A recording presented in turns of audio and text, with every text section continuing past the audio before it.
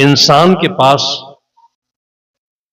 कुदरत की दी हुई अपनी चेतना है, बुद्धि है, सोचने की शक्ति है, समझने की क्षमता है। ऐसा होते हुए भी आज लगभग लोग गाड़ी पर चलते हैं तो जीपीएस लगाकर चलते हैं। वो गूगल बताता है उनको रास्ता, और दूसरों को नहीं। जिस गाड़ी पर हम चले हैं, दिल्ली में, छत्तीसगढ़ में, कई जगहों पर उस गाड़ी ने ले जाकर के हमको अरहर के खेत में पहुंचा दिया, जहां आपकी बैलगाड़ी भी नहीं जा सकती, वहां गूगल ने हमको गाड़ी लेकर पहुंचा दिया। और अभी अभी 1-2 महीने पहले उत्तर प्रदेश की घटना है। शायद रात्रि का समय रहा होगा, गूगल से जा रहा था और पुल के ऊपर चढ़ा करके, जो पुल अभी केवल 10 दिन पहले टूटा था, उसे टूटे पुल पर चढ़ गया, उसके आगे जाकर के नीचे नदी में गिर के मर गया। अभी कुछ दिन पहले की घटना है।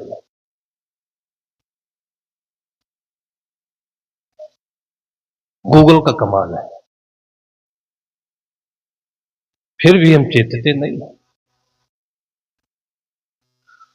आपन आस कीजे बहुतेरा,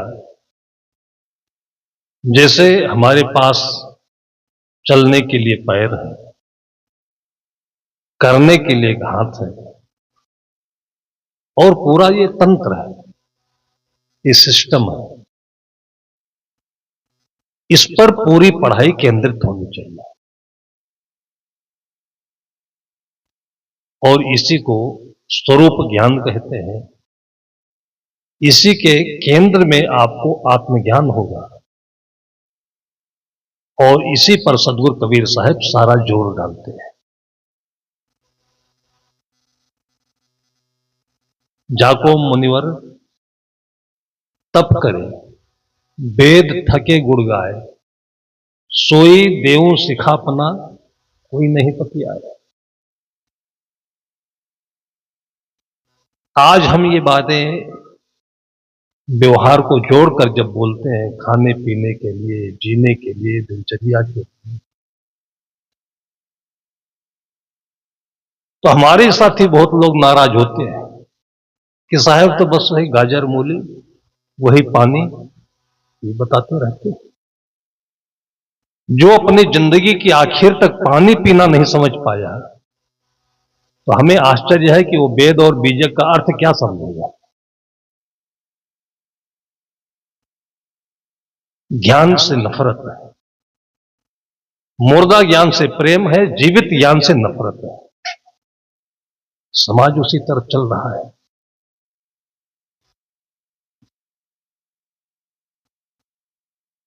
साहब कहते हैं, सोई देव सिखापना, कोई नहीं बतिया है। सार्थक ज्ञान होना चाहिए, और वो सार्थक ज्ञान आपके दिल में बसा हुआ है। आपके दिल को दर्द होना चाहिए कि आज आपके घर की स्थिति क्या है। पत्नी को कोई तकलीफ है, सुविधाओं में कोई कमी है, बच्चों को कोई तकलीफ है, उनके लिए शुद्ध वातावरण चाहिए, है कि नहीं है। यह हमारी चिंता का विषय होना चाहिए। जब शरीर है, शरीर के साथ में कर्म है, और हम सब कुछ न कुछ करते हैं, तो सबसे पहले तो हमारी चेतना शुद्ध होनी चाहिए।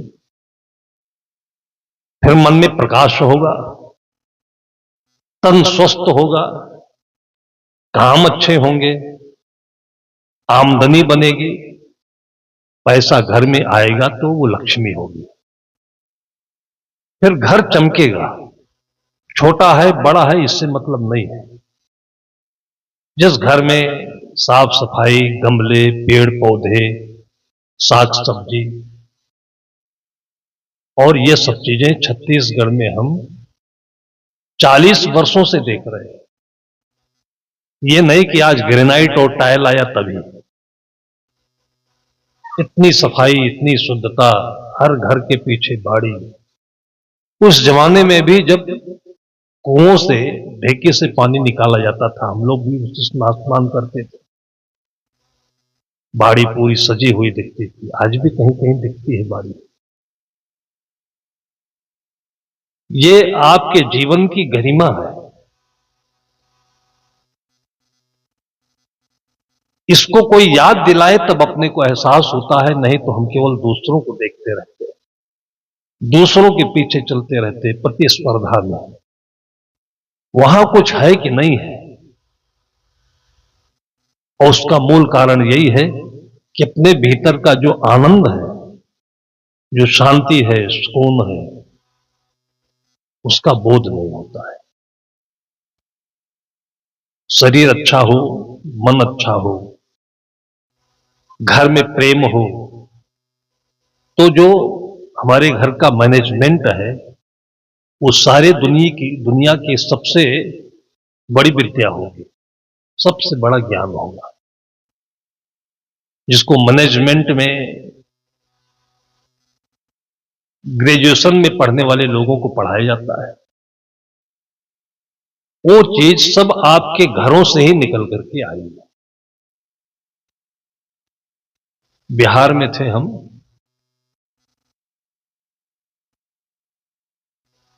बड़े बड़े किताबों में लिखी हुई ज्ञान की बातों को हम छोटे से छोटे लोगों में देखते हैं और जोड़कर आप लोगों के सामने रखते हैं, ताकि आप लोगों को ऐसे हीन भावना नहीं हो कि हमारा बेटा तो एमबीए नहीं कर पाया, केमिस्ट्री से एमएससी नहीं कर पाया, पीएचडी नहीं कर पाया। इन बच्चों के छोटे छोटे ज्ञान में ये सब बातें भरी हुई है। बिहार में था मैं, लक्ष्मणका जाना था, तो गिलास मेरे पास था, पानी लेने के लिए हम हैंडपाइप के पास पहुंचे। 3-4 बच्चे वहां हैंडपाइप पर पानी पी रहे थे। मैं उन लोगों को डिस्टर्ब नहीं करना चाहता था। थोड़ी दूर पर मैं गिलास खाली लेकर खड़ा रहा, ये पानी पी लें, चले जाए तो मैं पानी ले लूंगा। अब वो बच्चे स्कूल में पढ़ने वाले, कोई 5 में, कोई 6 में, कोई 6-7 में। अब उन बच्चों के भीतर में जो चेतना है, वो बंद है कि खुली है, इसकी पहचान आप देखिए। थे 4-5 बच्चे, कम से कम 5 मिनट तक मैं खड़ा रहा, किसी ने हमारी तरफ ध्यान नहीं दिया।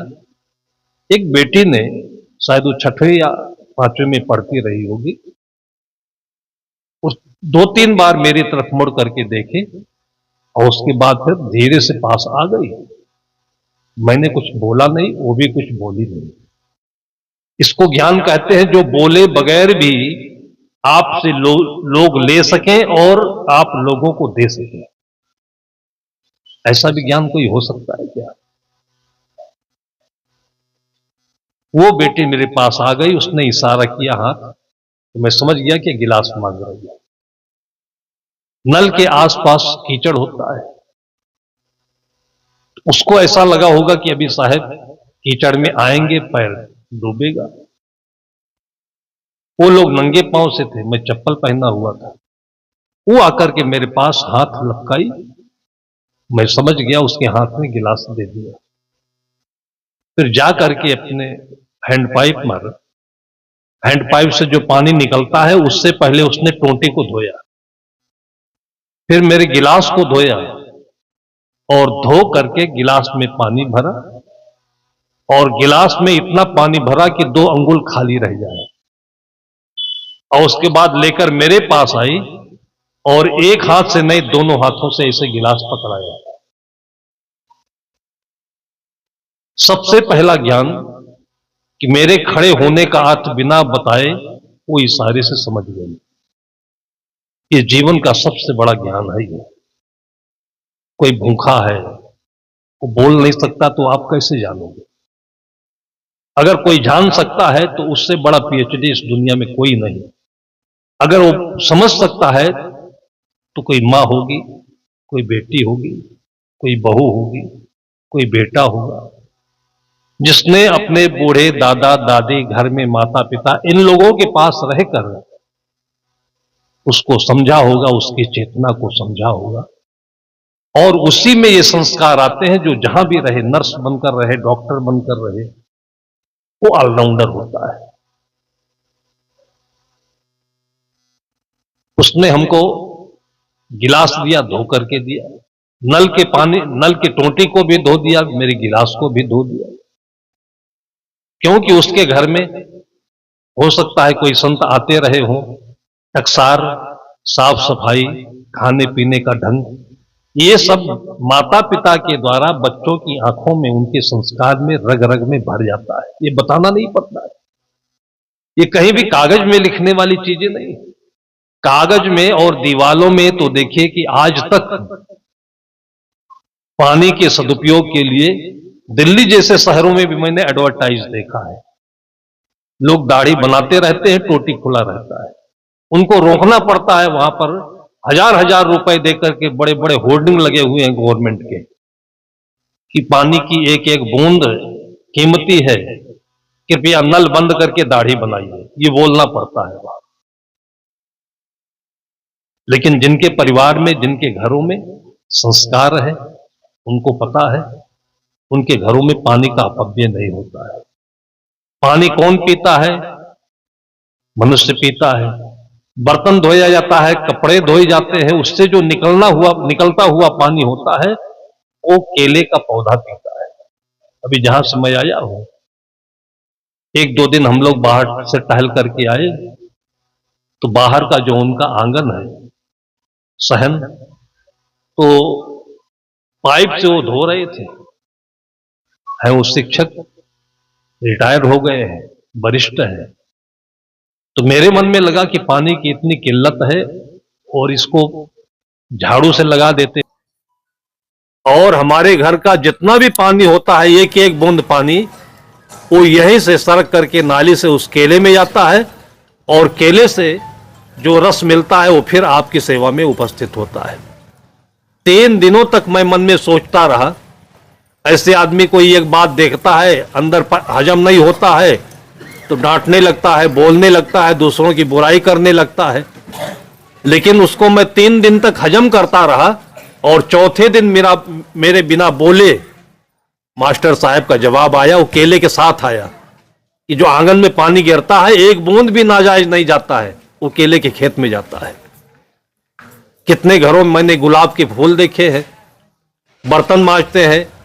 कितने घरों में यह भी देखा है कि घर के अंदर का पानी और बाहर जाता है, सड़कों पर कीचड़ पड़ता है, फिर गाड़ियां आती हैं, वही कीचड़ उनके सड़क के बाहर बाउंड्री में दीवालों को गंदी करती है।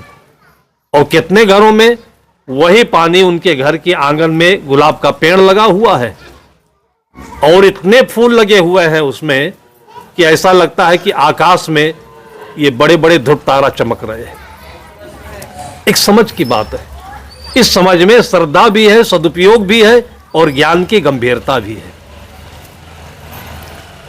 ज्ञान बताने की चीज नहीं है। ज्ञान एक वातावरण है, वो या घरों में माता पिता के आंचल में मिलेगा, और या तो संत सदगुरु जनों के आश्रम पर, उनके वातावरण में मिलेगा, उनकी संगत में मिलेगा। हम लोग बहुत पहले कहानी सुना करते थे, और आज जैसे एक बहुत सुंदर माध्यम बना हुआ है। पहले के सत्र में हमारे संत जी ने बताया कि ईश्वराम घोटिया जी के माध्यम से उनको अपने जीवन में ज्ञान मिलने के बाद जो आनंद मिला, सुकून मिला, अपना लाभ हुआ, उस लाभ को गांव के सज्जनों ने, भक्तों ने देखा, फिर जुड़े, और धीरे धीरे उनके अंदर में, सबके अंदर में एक भावना जगी, और उस भावना का परिणाम है कि आज प्रत्येक वर्ष इसी के माध्यम से इतने सारे लोग यहां बैठते हैं, इतना बढ़िया मेला होता है। इसमें सबके घरों से नमक है, तेल है, चावल है, चीनी है, प्रसाद है, आता है और सबका सब में मिल जाता है और सबका मानसिक शुद्ध होता है। ये भी ज्ञान का एक बहुत सुंदर भंडार है, माध्यम है। ज्ञान हमारे इन बातों में ही नहीं है, ज्ञान किसी किताब के अक्षरों में ही नहीं है। ये जो खीर खाया जाता है इसमें भी ज्ञान है, जो एक दाना मिलता है इसमें भी ज्ञान है।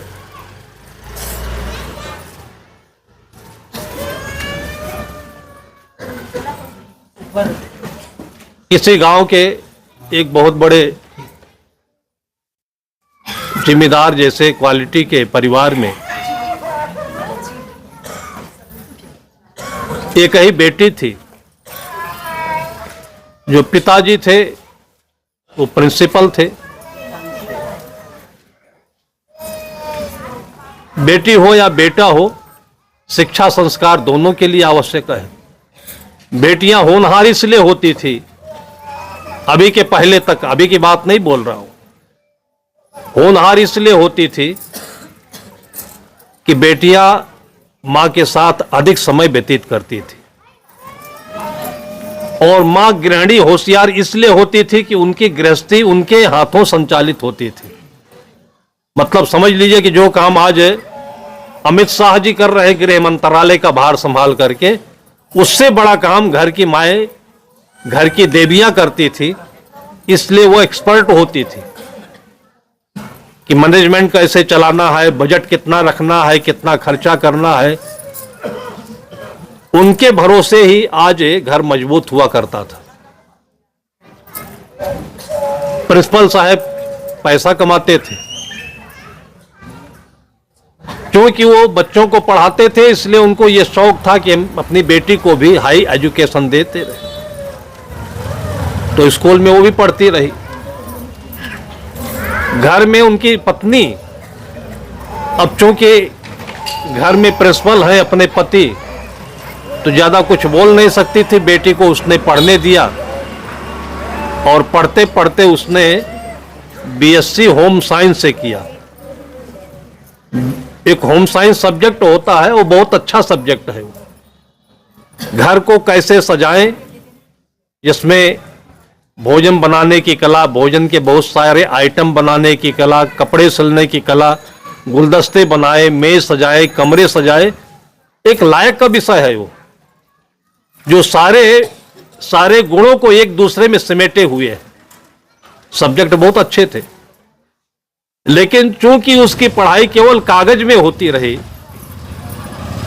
और घर पर आने के बाद वो बेटी कभी भी मां के साथ नहीं लगी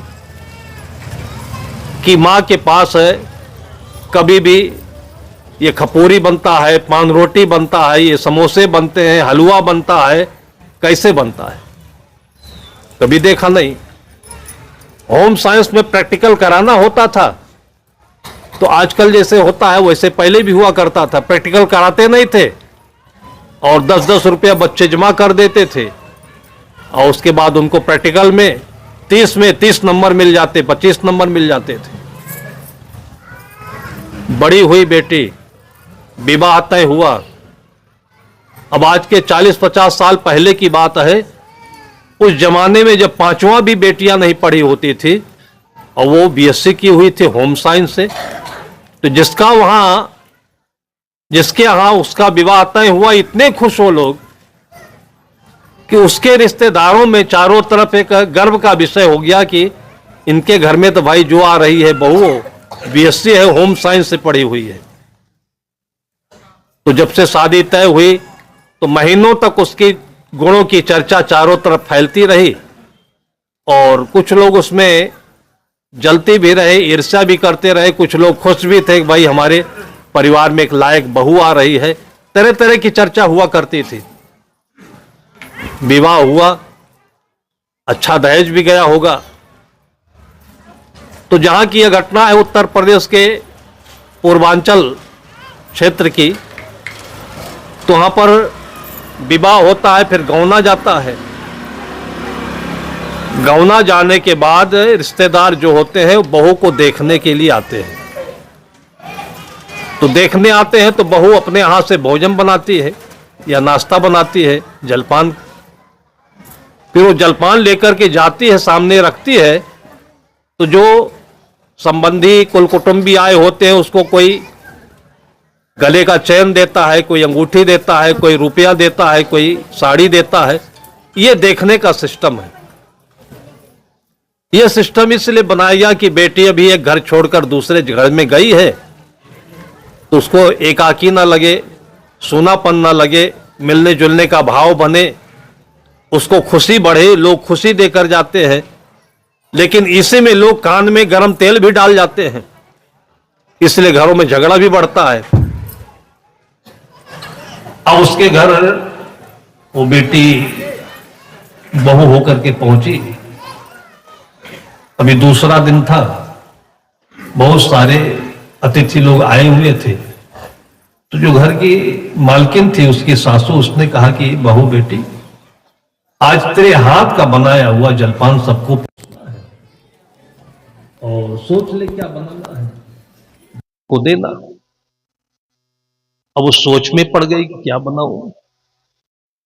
अब सोच में इसलिए पड़ गई कि कभी वो मां के साथ में रसोई में काम करी नहीं थी, अंदाजा उसको कुछ था नहीं। किताब में पढ़ी थी तो किताब याद आने लगा उसको। तब तक उसको याद आया कि मेरे सूटकेस में किताब हो सकता है आई हो। भाई घर चेंज होता है तो जो चलने लगते हैं यात्रा में, तो कोई पत्रिका है या रास्ते में खरीद लेते हैं, घर से ले चलते हैं तो पढ़ते हैं। तो देखा उसने सूटकेस में उसके होम साइंस की किताब मिल गई। तो मन में सोचा कि थोड़ा हलवा बना लेते हैं, और नमकीन रखा ही हुआ है, नमकीन और मीठा हलवा हो जाएगा। अब हलवा बनाने के लिए उसने पन्ने खोल लिए, हलवा बनाने की विधि। उसके मुख पृष्ठ पर चैप्टर में लिखा हुआ था कि सबसे पहले सिकड़ी जला करके कड़ाही रख करके उसमें सूजी को लाल होने तक सेक लेना चाहिए। सेकती रही, तब तक हवा चली और पन्ना पलट गया। सो उसने देखा नहीं, अनुभव उसको कुछ था नहीं। जब सूजी लाल हो चली तो फिर उधर घूम करके देखे तो उसमें लिखा था कि इसके बाद इसमें हरा मिर्चा, धनिया, नमक, ये सब डाल देना चाहिए। वो पन्ना पलट करके आ गया था समोसा बनाने की विधि। आधा तो उसने बनाया हलवा बनाने की विधि, आधा आ गया समोसा बनाने की विधि। अब दोनों मिल करके जब वो अच्छा हलवा तैयार हुआ तो लोगों के सामने परोसा गया। अब लोग पहले से उसकी महिमा सुन रखे थे, प्रशंसा करते थे। और जब हलवा खाए, न मीठा लगे न खट्टा लगे और कड़वा ऊपर से जबान खराब करे, तो लोगों ने कहा कि आज नए किस्म का हलवा खा रहे हैं, ये बीएससी की हुई है होम साइंस से। लेकिन पहले का जमाना था, लोग इतना मुखर नहीं होते थे कि टीका टिप्पणी करते, कोई बोला नहीं। फिर अंत में बचा बचाया जब उसके घर वाले खाए तब माथा कूटने लगे। जाकर के बोला कि बेटी, तुम्हारे घर में ऐसे हलवा बनता था क्या? तब अपने मां के आंचल पकड़ करके सासू के रोने लगी कि मम्मी गलती हो गई, मुझे कभी रसोई में मम्मी ने जाने नहीं दिया और मुझे अंदाजा नहीं लगा, और मैंने किताब खोल दी तो लगता है पन्ना पलट गया, तो हलवा हमेशा एक साथ में बन गया। समझदार मां थी, उसने कहा बेटी ये उम्र की गलती है और ये हो सकता है कि मेरी उम्र में भी रही हो। तो जो गले लगाया उसे, कि सचमुच में जितनी उसकी प्रशंसा थी उससे आगे बढ़ करके उसने अपना नाम पैदा किया। आज एक स्वच्छ वातावरण, हम उन संतों को नमन करते हैं, उन संतों के पीछे चलने वाले भक्तों को भी हम स्मरण करते हैं कि जिनके पीछे ये परंपरा आज तक हम लोगों को ये मिलती चली आ रही है। इसको मेला भी कह सकते हैं, इसको भंडारा भी कह सकते हैं, इसको ज्ञान का यज्ञ भी कह सकते हैं। आदमी का कमाया हुआ पैसा अनेक मदों में खर्च होता है, और आप सही से हिसाब लगाएं तो 75% पैसा हमारा बिना मतलब का खर्च होता है। जहां खर्च होता है वो भी काम सही नहीं बनता है, क्योंकि जो जिंदगी है जहां से सब कुछ बन सकता है, उस जिंदगी के लिए कुछ हमने सोचा नहीं, कुछ किया नहीं, और बाकी जिनके लिए किया वो सब दिखावे थे। और इसी दिखावे में पहले जमाने से लेकर आज के जमाने तक लोग भूलते चले गए। इसलिए संतों ने भीतर की बात कही। ऊपर की बात अलग है, भीतर की बात अलग है। साहब कहते हैं कि साहब का घर शिखर पर जहां सुलहली गैल, जिसको इज्जत कहते हो, प्रतिष्ठा कहते हो, झूठा बनाकर घूमते हैं। ये पहले जमाने में भी जिनके पास पैसा हुआ करता था, शौक के नाम पर, फैशन के नाम पर बहुत चलता था। मुंशी प्रेमचंद जी ने एक पर्दा नाम की कहानी कही है, लिखी है। पर्दा नाम ही रखा उसका, किसी जिम्मेदार घर की कहानी होगी। आज तो घर घर में पर्दा लगा हुआ है। अब मैं पर विचार करता हूं तो बहुत समझदार घरों में होता होगा कि पर्दा कभी धुला जाता है, नहीं बच्चा आए तो उसका नाक भी पोंछ देते हैं, शौचालय से होकर के बाथरूम से आए उसमें भी हाथ पोंछ देते हैं। ऐसे खुला घर हो तो सब कुछ दिखे और सब कुछ समझ में आ जाए। लेकिन एक परंपरा है, उस परंपरा के अनुसार आज हम उसको वहन करते चले आ रहे हैं। बाथरूम देखते हैं, ये सब प्रतिष्ठा के नाम पर होता है। प्रतिष्ठा है, चेतना नहीं है। दोनों चीजें एक जगह रहती हैं। चेतना में प्रतिष्ठा होती तो आज हर काम एकदम साफ गोई से होता। मिट्टी के मकान में भी वो स्पष्टति, वो चेतना, वो समझदारी दिखती। लेकिन आज हजारों हजारों रुपए, लाखों रुपए बाथरूम में खर्च हो जाते हैं, और मैंने देखा है कि बाथरूमों में कहीं गिलास साबुन रखने की जगह नहीं होती है। तो जो कमोड होता है, कमोड के ऊपर रख देते हैं।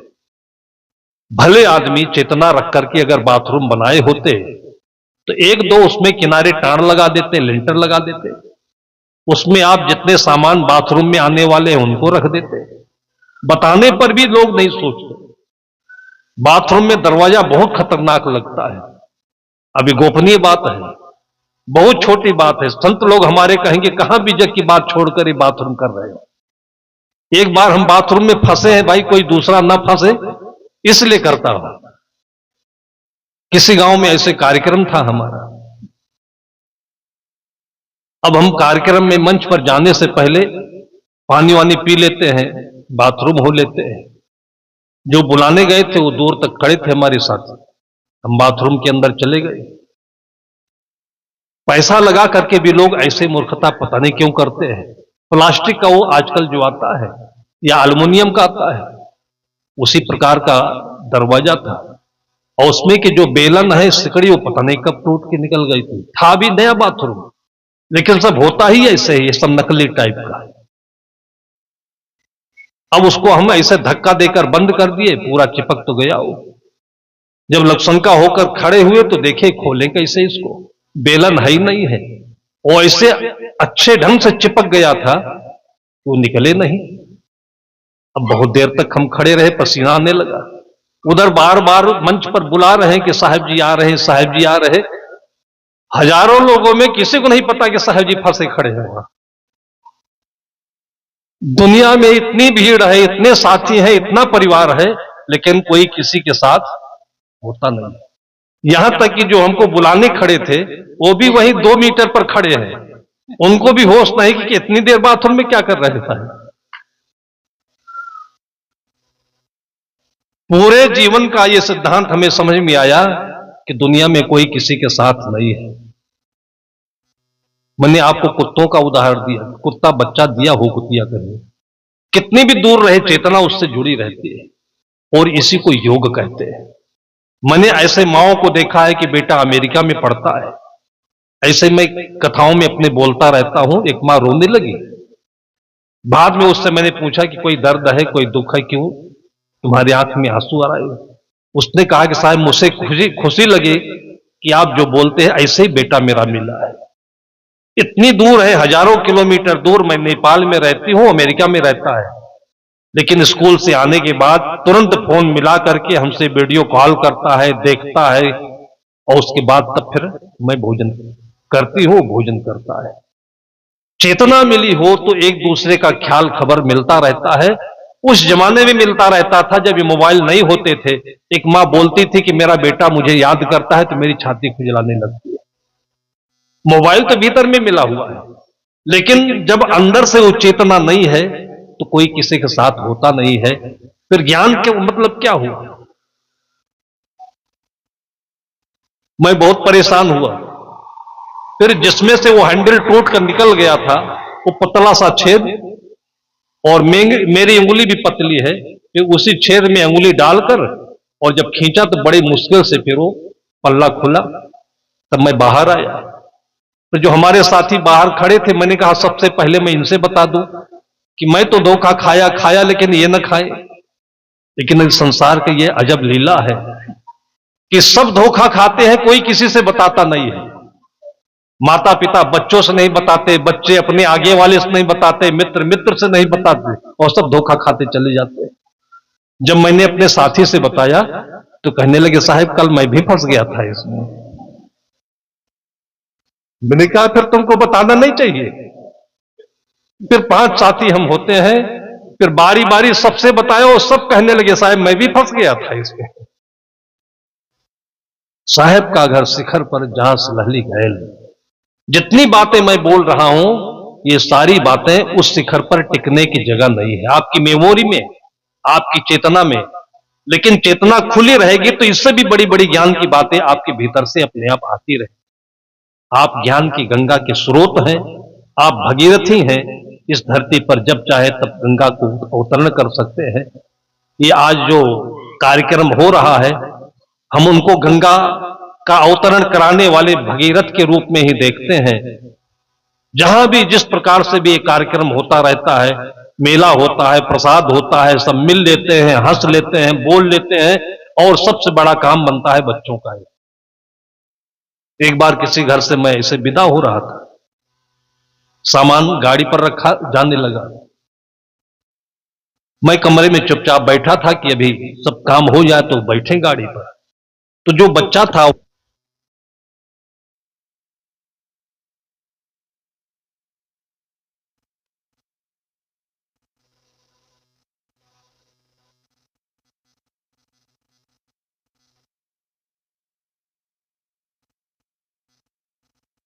नहीं साहब कब आएंगे? फिर पहली बार बोला पापा, कुछ बोला नहीं।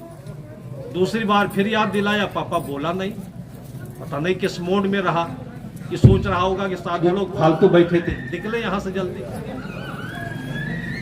तीसरी बार जब बोला वो कि पापा साहब से बोले नहीं, तब एकदम गुस्से में गर्मी आग बोलते साले तेरे को क्या मिलता है साहब के आने से। ये हाल है लोगों का। वो बोलते हैं तेरे को क्या मिलता है। इतना डांटने पर भी वो बच्चा इतना मासूम, इतना निर्मल, इतना गुणग्राही, इतना जिज्ञासु कि घबराता नहीं, गुस्साता नहीं, डरता नहीं, और एकदम आराम से बोलता है पापा जब साहब आते हैं तो संतरा खाने को मिलता है। ये संतरा ज्ञान का भंडार है। हमारी बातें भूल जाएंगी, ये संतरा वो सिलहली गैल पर टिक जाएगा, जहाँ की बात साहब सदगुरु कबीर साहब कहते हैं कि साहब का घर शिखर पर जहाँ सिलहली गैल। ये आपका कमाया हुआ कुछ भी वहां नहीं टिकेगा, आपका पढ़ा हुआ भी कुछ नहीं टिकेगा, लेकिन ये संतरा टिका रहेगा और सबके मुख में इसी का रस हमेशा लोगों को स्वाद देता रहे, मन में चेतना जागृत बनाए रखे, अपने साहब की याद बनाए रखे। ऐसे बहुत सारी शुभकामनाओं के साथ आप लोगों के इस भक्ति को, श्रद्धा को मैं बहुत बहुत साधुवाद देते हुए आज के इस कार्यक्रम को मैं यहीं पर समाप्त करता हूं। बोलिए सद्गुरुदेव जय। प्रेम से बोलिए सद्गुरु कबीर साहिब की जय, संत समाज की जय, भक्त समाज की